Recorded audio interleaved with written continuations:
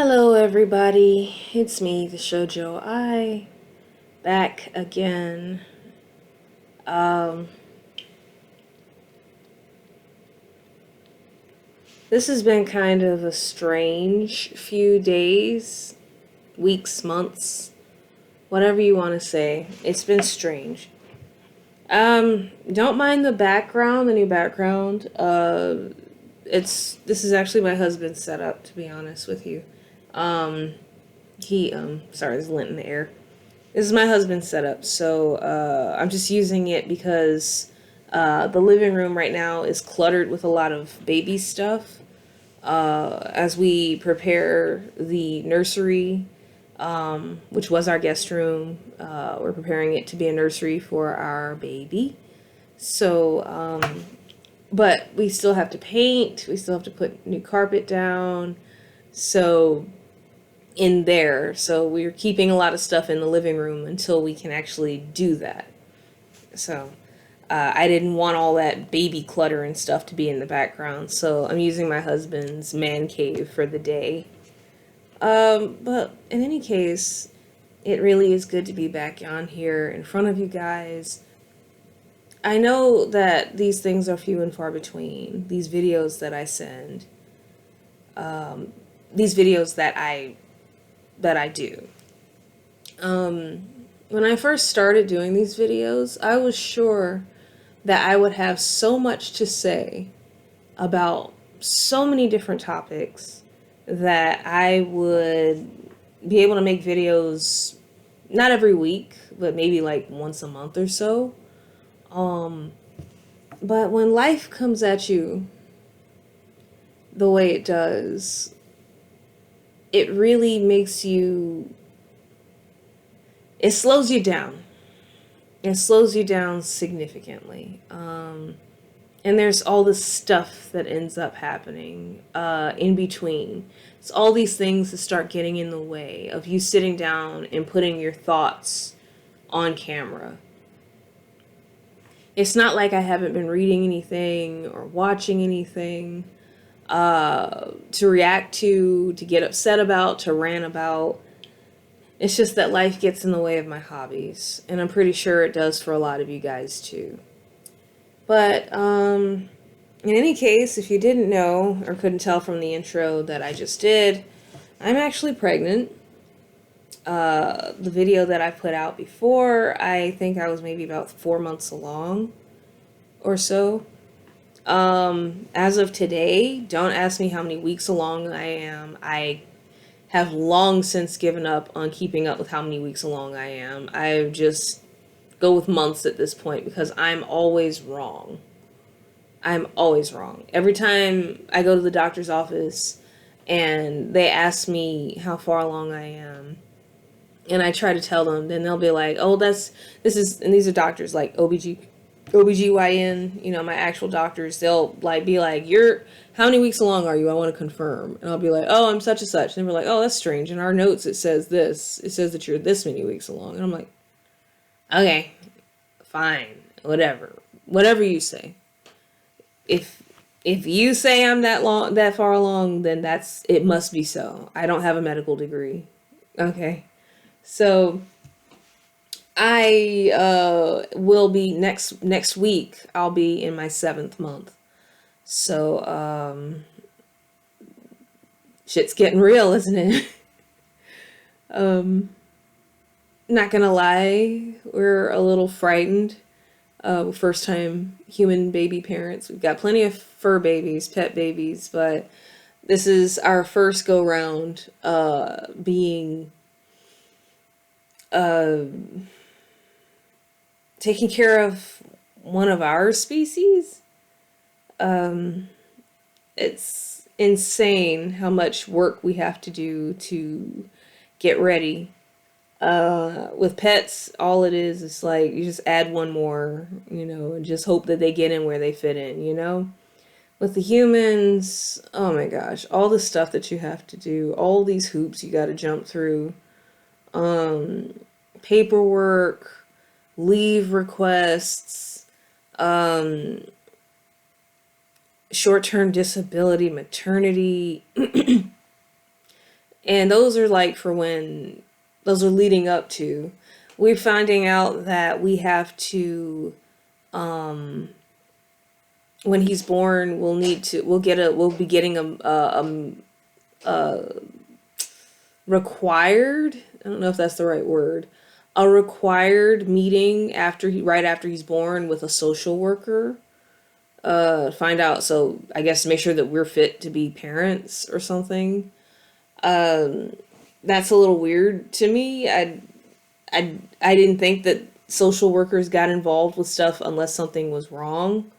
So that's strange. Then of course there's applying for a birth certificate, not applying, buying a birth certificate, applying for social security card for him. If you can't tell, it's a boy. That sort of thing. It's all these things that we'll have to do when he gets here. And it's like, our good Lord, there's so much to do. And we don't even have his room ready because I'm so tired all the time. There's this funny episode of House. Do y'all remember House? Remember how big House was back in the day? This funny episode of House where this woman has come to the clinic. House is being a douche as always. And she tells him her symptoms. I think he had blood work done or had her do a piss test or something.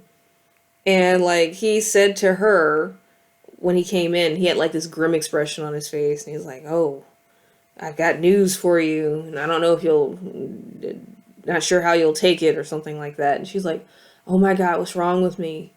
What is it? Am I dying?" He's like, "You have a parasite." She's like, "What? Are you kidding me? I have a parasite?" And he's like, "Yes, you do. You have a parasite. That is what is wrong with you." And she starts like freaking out. She's like, "Oh my God, what do I do? What should I do, doctor? Like, how do I deal with this? How do I heal? How do I get better? What will it take for me to get rid of this parasite or something?" He's like, "Well, luckily for you, these parasites are usually temporary parasites, at least physically, like to your body. Don't you worry, because in approximately 8 months or so, the parasite will leave your system naturally, and then you'll get to dress it up in little clothes and send it off to school and give it a nice cute name." And she's like, "What?" He's like, "You're pregnant. Okay, stop wasting my time," or something like that. I was like, he's such an asshole. That was a funny way of telling somebody that they're pregnant, though, because it's not completely wrong. I don't know if you can tell I'm looking at myself in the viewfinder here and comparing it to how I looked in prior videos and other videos I've done, and you can see it in my face. I have lost quite a bit of weight. My face isn't anywhere near as puffy looking as it was before. Still got the double chin, but whatever, it is what it is. But it's not even this wig. I've worn this wig before. I can see it in my neck. I can see it in my jawline and in my face. I definitely have slimmed down a bit since the last couple of videos. And that is because of my adorable little parasite living inside me. My adorable little son who is stealing my life force and all of my nutrients and all of my food. I didn't get on here to bitch about being pregnant, just so you know. I just want you guys to know that that's not why I'm on here. But I mean, this is all new to me, and it's insane to me how much what I eat and everything goes to him first, and then I get what's left over. Because I've actually lost weight since being pregnant. I've lost weight, and I know the reason why I've slimmed down so much and whatnot. It's not because I'm one of those women who's like, "Oh, I hope I look sexy when I'm pregnant. I don't want to be some blimp. I don't want to be some beached whale.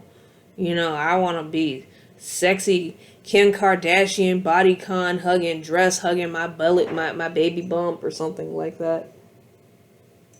Oh, sorry, it's one of the cats. Like that, it's not like I've been doing anything like that. The reason I think that I've lost so much weight is because I've suffered so much during the first trimester with hyperemesis gravidarum, which is an extreme form of morning sickness. And to be 100% honest with you, I've never fully recovered from that. I no longer have that pervasive nausea, but my appetite for the most part has still been pretty much non-existent. I keep waiting for that point in a pregnancy because I'm in my third trimester. I believe. I give birth the month after next. I'm in my third trimester. So, at least I think I will be, once I get to the 7-month mark next week, I'll be in my third trimester, I believe. I'm never hungry. When I am hungry, it's fleeting. I'm waiting for that point where people are like, oh, I ate everything in sight. You couldn't keep me away from food. I was in the fridge all the time. I was at McDonald's all the time. I was doing this, and the third, and whatnot. And I just was so hungry. I'm waiting for that. It hasn't happened. I'm almost 7 months in.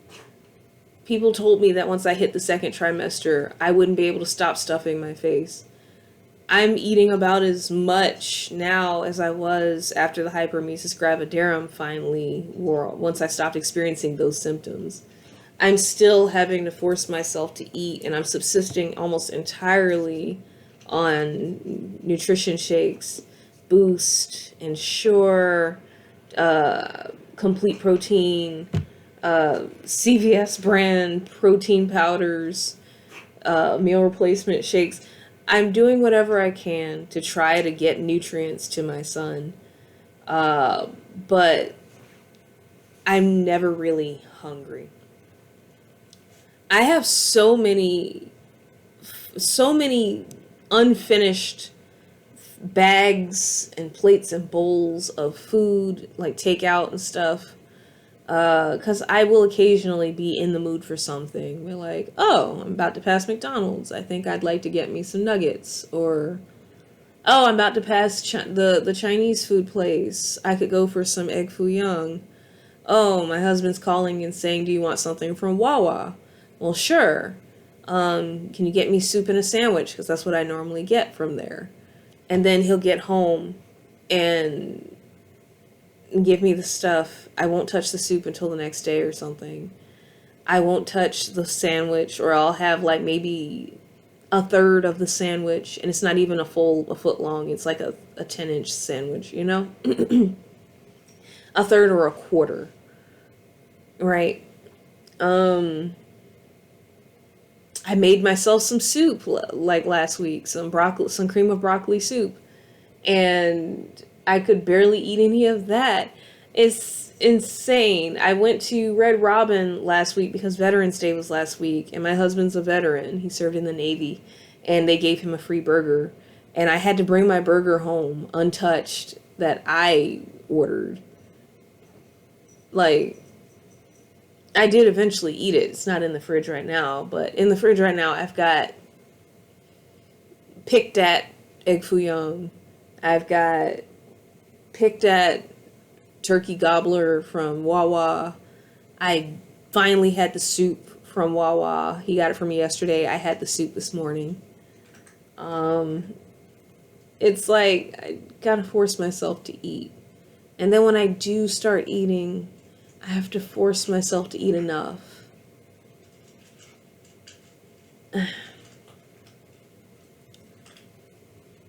And I got to. Because it's, it's not just about me anymore. Got somebody growing in the inside, and they need nourishment and nutrients and nutrition and all that stuff arguably more than I do at this point. Might as well have a sip of this. Not sponsored, by the way. So, I didn't come on here to gripe about my pregnancy woes, because for the most part, I'm doing well. The doctors are saying I'm doing well. They're saying that he's growing as he should be. He's online, not online, but he's in line, there we go, with where he should be developmentally. So whatever I'm doing I'm doing enough of it to keep him well, to keep him healthy. So thank the Lord for that, right? I actually do have a couple of things maybe to talk about. Don't mind me, I'm always picking at this thing on my chest. Oh. Keloid scar, just always picking at it. I do have a couple of things to discuss. Not necessarily the most positive things, but they should be discussed.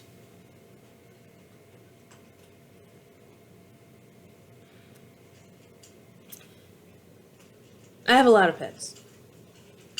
I currently have 7 cats and 1 chihuahua. The chihuahua is right here next to me. Might as well grab him. I don't think I've ever had him on camera before. If I have, well, you'll get to see him again. Come here, Poo-Poo. Yeah. So hard to bend over. Alright, this is my chihuahua. My Wani. Hi. Say hi. Say hi to everyone. Hello. They're up there. Say hi. Hello, Poo-Poo. Why you got your tongue stuck out? Why you got your tongue stuck out? I don't know why his tongue stuck out. He's weird. Yeah. Look at him.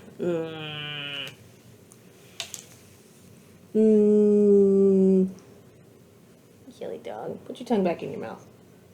There you go. This is Wawa. He is a rat terrier chihuahua mix. A ratchi.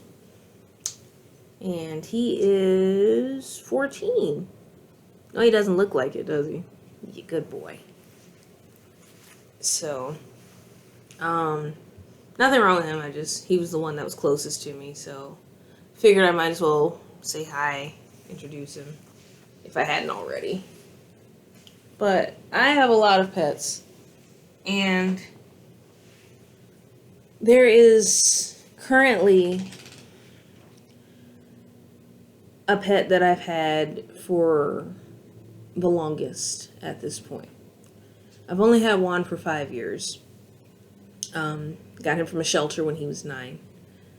And he's been blooming and flourishing ever since we got him out.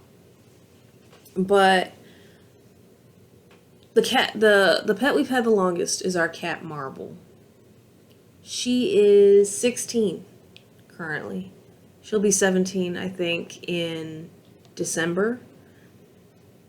And she is, well, she's my little elderly lady, my little old queen, my beauty, my belle, my baby girl, my lovely one, my gorgeous one, my Marble. She's wonderful. And she is the very first cat I've ever owned. She's the one that opened the doors, that paved the way for all the other cats that I've had over the years. Recently, her health has not been the best. And within the last couple of days, she's taken a bit of a turn. Well, for the worse. She's old. She's considered to be old. She's got some kidney disease. She's got arthritis in her hips. And we've been giving her medicine from the doctor to help her with the arthritis. There's not really much we can do about the kidney disease except feed her foods that don't have a lot of protein in them so that she doesn't have more protein to break down in her body. But as far as doing anything for the kidney disease, not really much we can do. But I'm not sure what happened. I came home from work yesterday and she was very wobbly on her feet. Ever since we started giving her the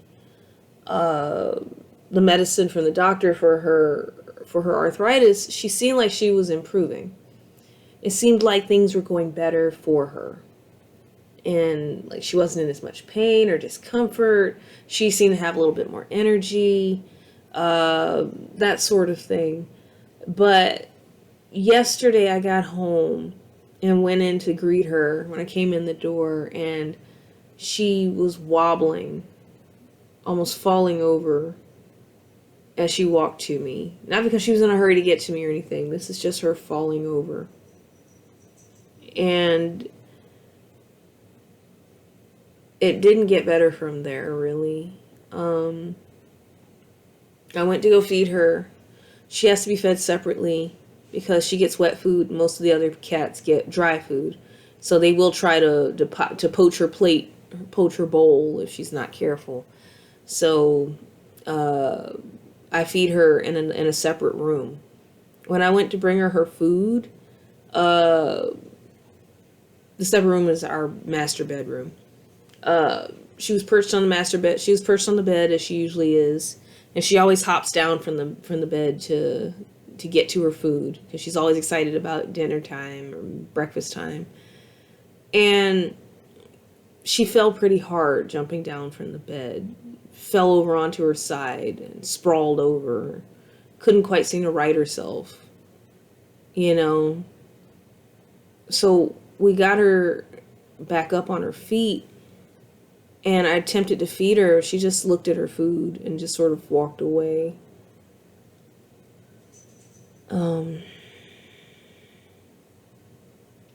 So wasn't 100% sure what to do at that point because she's elderly, because she has the kidney disease, because she has the arthritis. She's been underweight for a few months. She's quite thin. And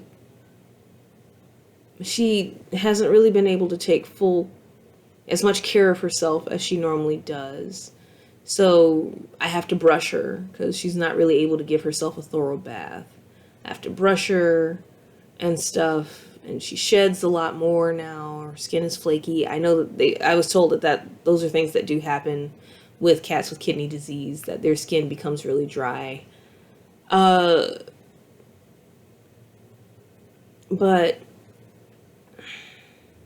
I had a feeling, and I still do a little bit, that if I did go to take her to the vet, they'd say those 3 words that no pet parent wants to hear. If you've had a pet and you take them to the vet and you've had a pet that's lived to the end of their life, and a vet was involved every step of the way, I think you know what 3 words I'm talking about. And if you do, say it with me now. Quality of life. I hate those 3 words together. It's one of the worst things you could ever say. Quality of life. I've heard it about 3 times at this point. The first time was with my dog Pete, who passed in 2017. If I'm being completely honest with myself, I've never really gotten over that. That was my very first loss of a pet. And the first cut is the deepest, isn't it? So, I remember the vet telling me quality of life when Pete was getting towards the end. I was in denial with him, hardcore, about how sick he actually was.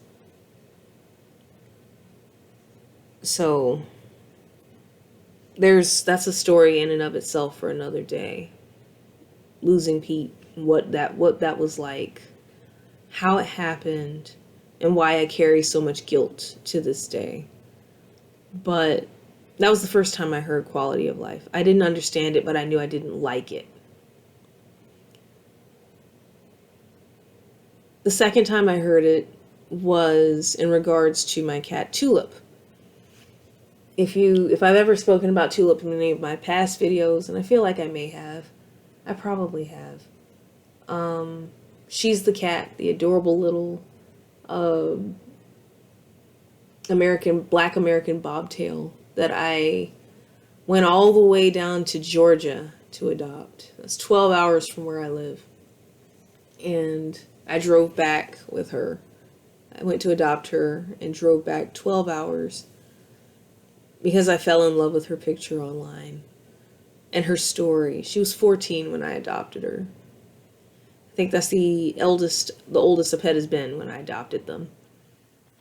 And for 8 months, we had her.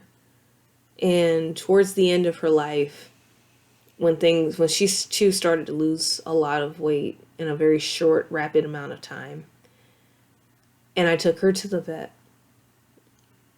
one of the things they said to me, one, she's not producing white blood cells anymore, which is never a good sign, and two, quality of life. Didn't like hearing that any more than at that point than I had when it had been said over Pete. So only this time it hit different, because this time I'd actually suffered loss in the past and knew what quality of life meant when they were saying it this time. I didn't fully understand it before. This time I did. The third time was earlier this year. I may have been wearing the same exact wig in the video, probably. With our cat Tony. I introduced you guys to him literally, I think, the day before he passed. He still looked so good, even at the end. Unlike Pete and unlike Tulip, he wasn't skinny and emaciated towards the end. He had lost some weight, but oh, what a gorgeous, beautiful Egyptian Mao. All the way up to the very end, he still was a very handsome cat. He was still taking care of himself, still making sure he looked good. But he, too, when I noticed that he wasn't eating, that he was being lethargic, he was a pretty high energy cat. These things all put me on high alert that something was wrong. And when I took him to the vet, I didn't have a clue that they were going to say that he was severely anemic and that this was going to probably take him from us, because he had feline leukemia, which had compromised his immune system, and he had had some sort of infection or something that had happened that his body and immune system hadn't been able to fight off. And as a result, now he was suffering from severe anemia. I thought he had something wrong with his teeth. When I took him to the vet, I was sure that they'd say he needed a tooth pulled or something. Maybe he had a cold, which tells me feline leukemia, obviously a cold would not be good for him either because of his compromised immune system. But we were shocked. We were absolutely shocked, blindsided, because unlike the others that had passed, he hadn't looked like he was in some sort of serious decline.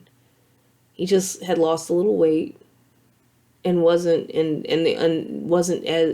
of lethargic and just wasn't eating, which that's a symptom. We've had cats with tooth problems before, and usually that is a sign of a dental issue, or it had been up till then. Losing a little bit of weight, but still taking good care of yourself, but not really being that hungry, not wanting to eat much. It had been a dental problem before. This time it wasn't. And severe anemia was what took him from us. And the vet told us when she gave us the diagnosis, quality of life. She even straight said that she and a nurse had been looking at him in the back, and the nurse had been like, this cat needs to meet Jesus, which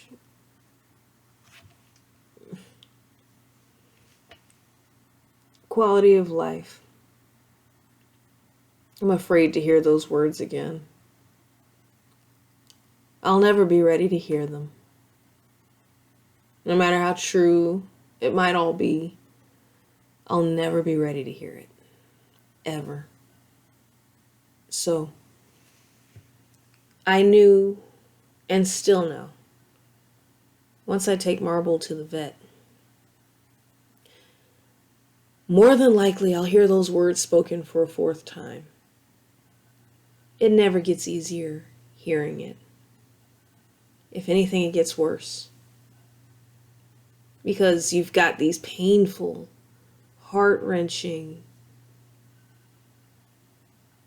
traumatizing experiences now every time you've heard those words. Because every time you've heard those words, you've lost a loved one. Eventually, if it wasn't that same day, soon you did.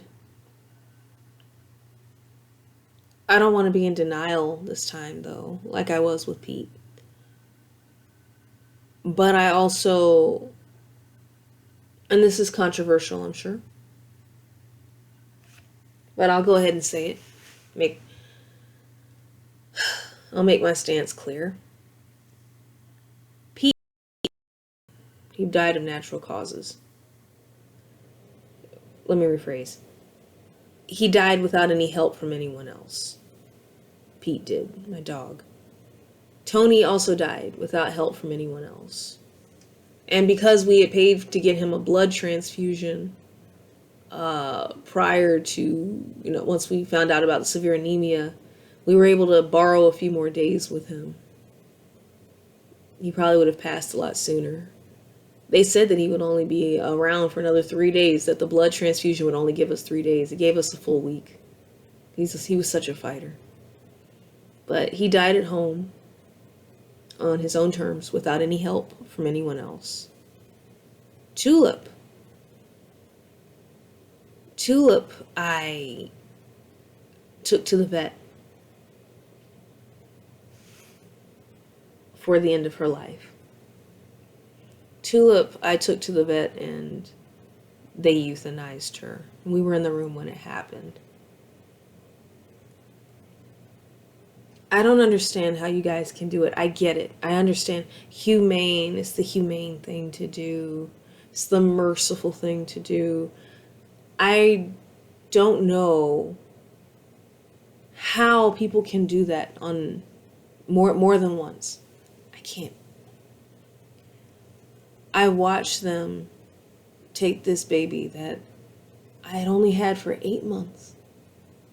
8 months. That's all I'd had her for. But that was enough for me to fall deeply in love with her.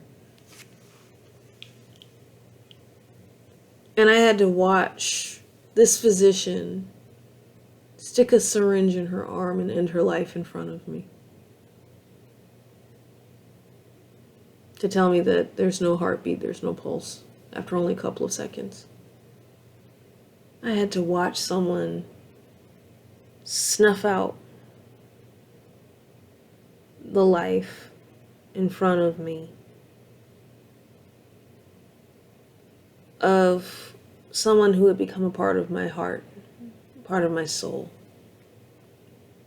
Because that's what pets are. A true pet parent knows they're not just pets, they're family members who love you and care for you so unconditionally. Once you've earned their trust,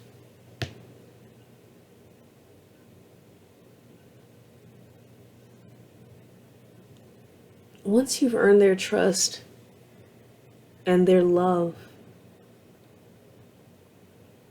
They love you hard. They love you.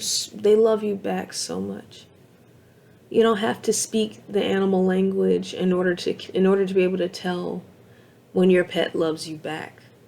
When your fur baby is happy to see you. When they want to be around you. They follow you around the house. Cry when you leave them behind. Come running when you open the door to come back home. Cuddle up to you at night.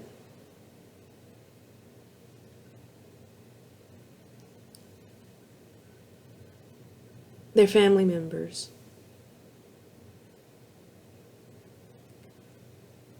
I wanted to throttle that man, the physician who euthanized Tulip. Not because he was a dick. He was a wonderful guy.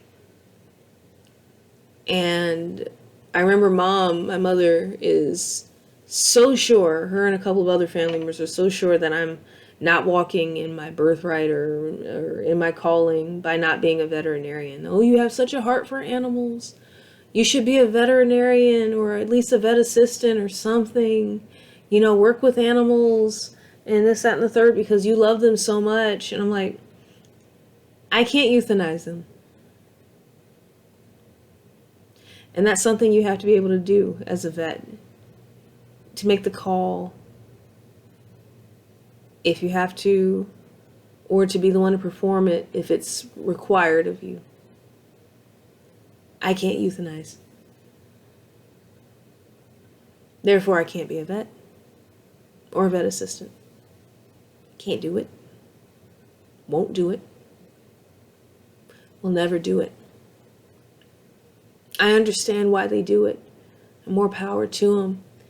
Those ladies and gentlemen suffer, I think, every time they have to do it. Because this man who euthanized Tulip suffered doing so.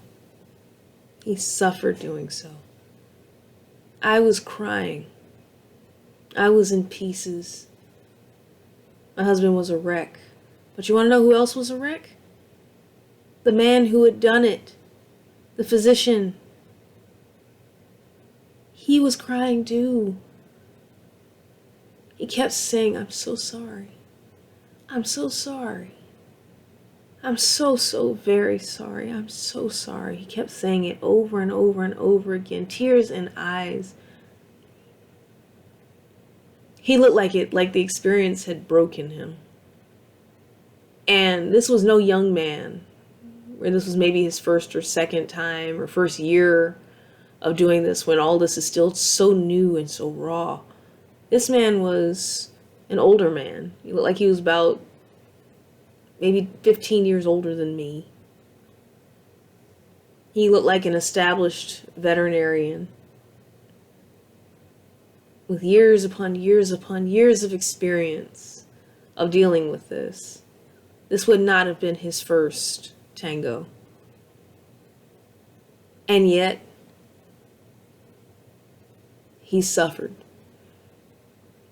It wasn't even that he knew Tulip too. In case you were like, oh, well, maybe that was his patient and he just hated to say goodbye to his patient. I'd never met this man before that day. Because we took her to a different vet than we usually do. He took her to who was available when we could. So this man didn't know Tulip. This was his first time meeting her. And he shed tears after ending her life. Couldn't be me. Even with all the sympathy that he gave us, the compassion that he gave us, I still wanted to leap across that table when he put that syringe into her arm. I'd wanted to leap across that table and bang his head into the wall for touching her, for daring to think of ending her life, for daring to even think of snuffing her out, even though that was why we were there. I wanted to rip him apart because he was taking her away from me.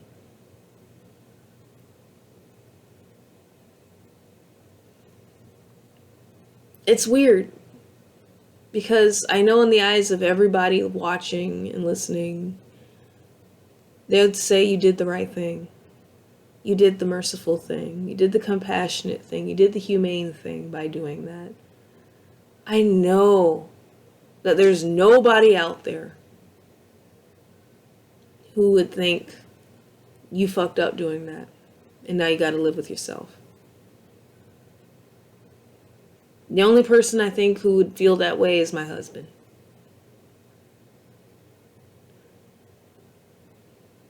And that's because the experience traumatized him too. He had nightmares for weeks.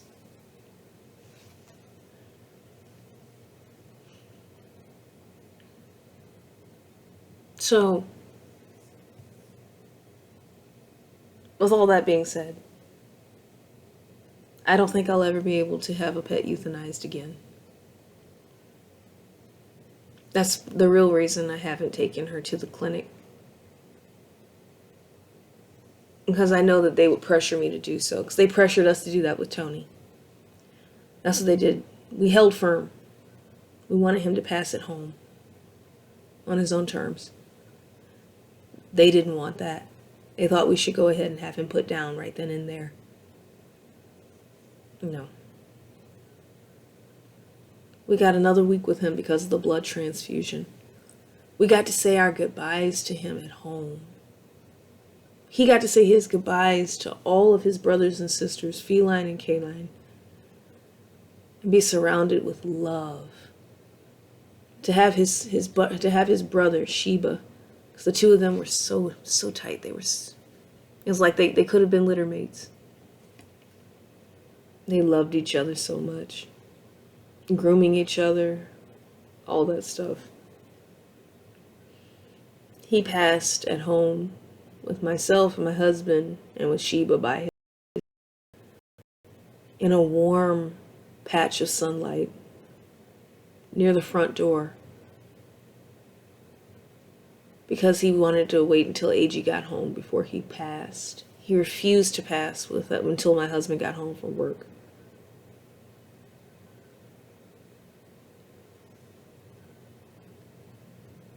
So,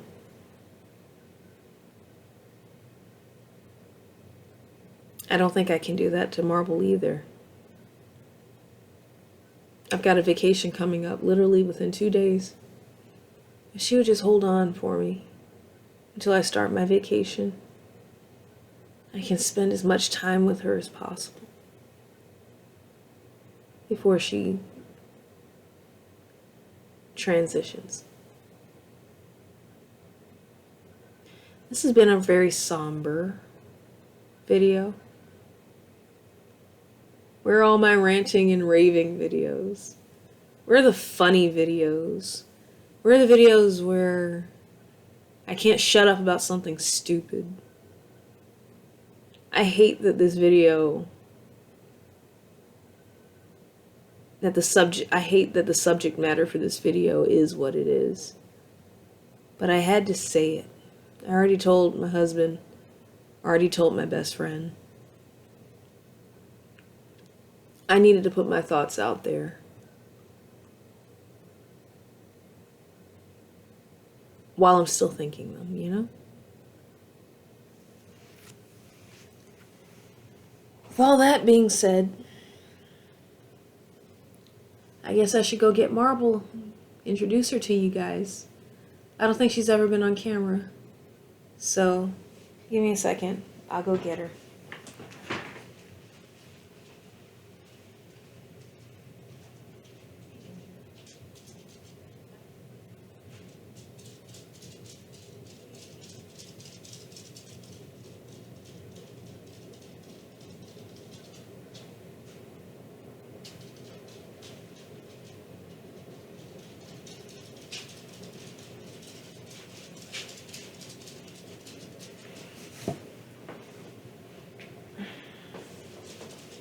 This here is my Marble. She is a 16-year-old tortoiseshell cat. She has mint green eyes.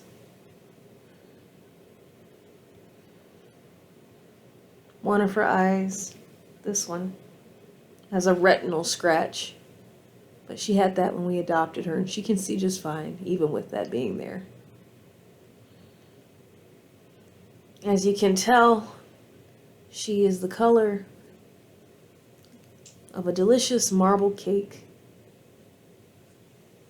Lots of caramel and chocolate. Both.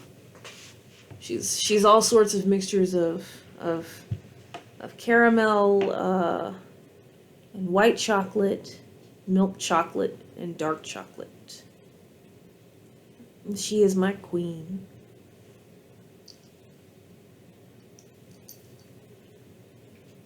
And I love her dearly. I have had her since she was 9.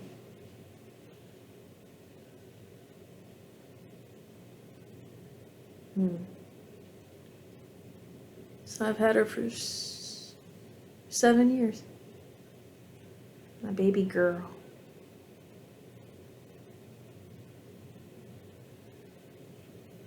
What I really want, if I'm being honest, I want her to hold on so she can meet my son.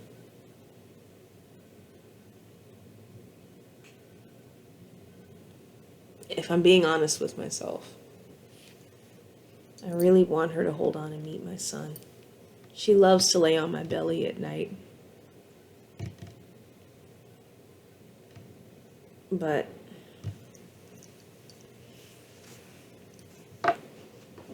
as it stands, we'll just have to see, won't we?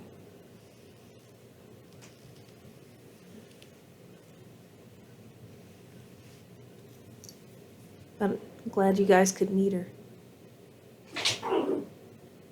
Isn't she beautiful?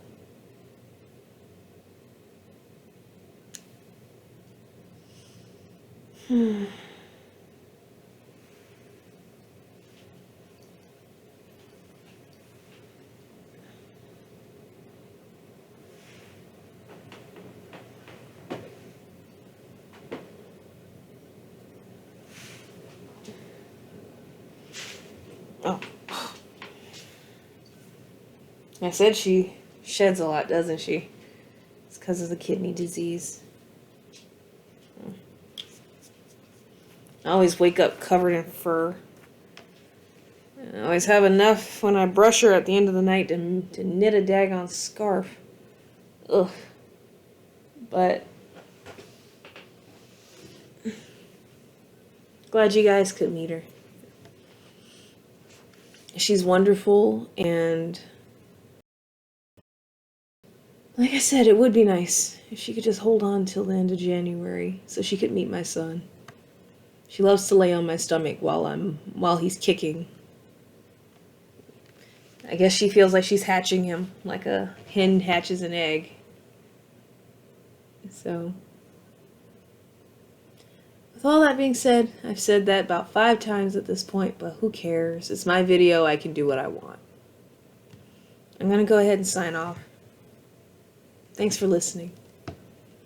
And for those of you that have fur babies, please hug them tight. Give them a hug. If they're the huggable type. If you got a reptile or an iguana or a monitor lizard or something, or a bearded dragon or something, I don't think you can hug them, but I'm sure you can give them an affectionate pat on the head or something. Give them an extra pat on the head. If you have a tarantula, I've got a buddy who collects them. I think he's got over 60 at this point. If you have a tarantula, dump an extra cricket in their terrarium or something. If you've got fluffy ones like I do, feline and canine, maybe even a ferret or a gerbil or a guinea pig, give them an extra squeeze tonight, an extra cuddle, an extra boop on the nose, because life is so short. And we only have them for such a short amount of time. My husband showed me a meme yesterday of someone who'd taken a picture of a puppy, and I think the post was something like, it was from God. If the post was from God, it was let's see. Let's see.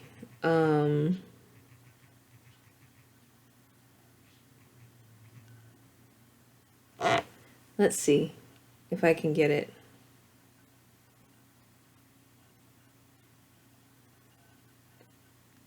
I'm not looking specifically for that meme, but I am looking for what it said on the meme.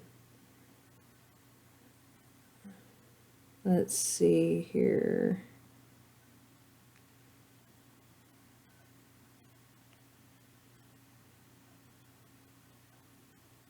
NWT. Oh gosh.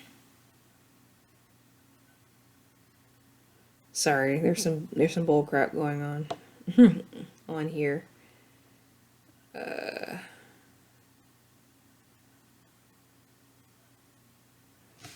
Web trackers. That's so stupid.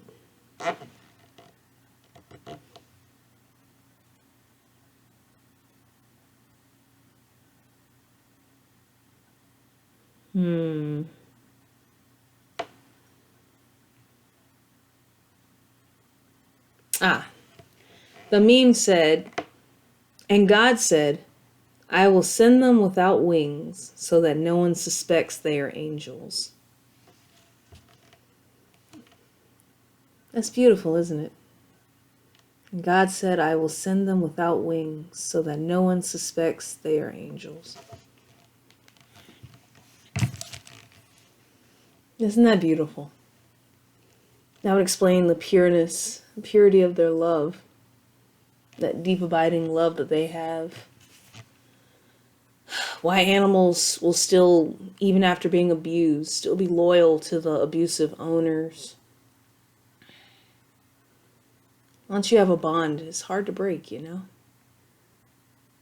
I saw another meme, might have been a webcomic, where a dog made it to heaven, and St. Peter was like, hold on a second, when the dog got to the gates, and he pulled the dog's collar up from on his neck to up over his head, and then it was sitting hovering above his head, and it became a halo.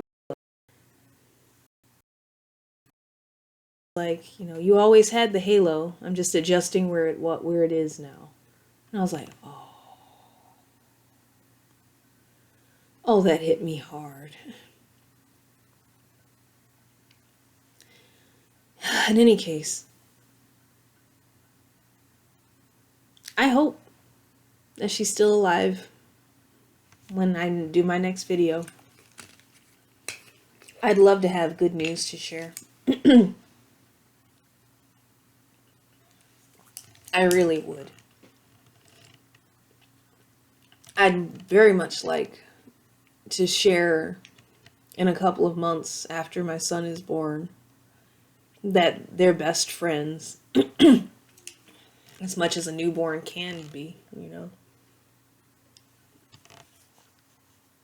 That she loves him, and that she can't stand to not be around him, right? That she curls up next to his crib or next to his bassinet or something. Obviously, I have to give her a really good brushing before I could even introduce her to him, considering how much she sheds, but still. Wouldn't that be great? One can only hope. One can only pray. I'm going to end it here, guys. Thank you so much for listening.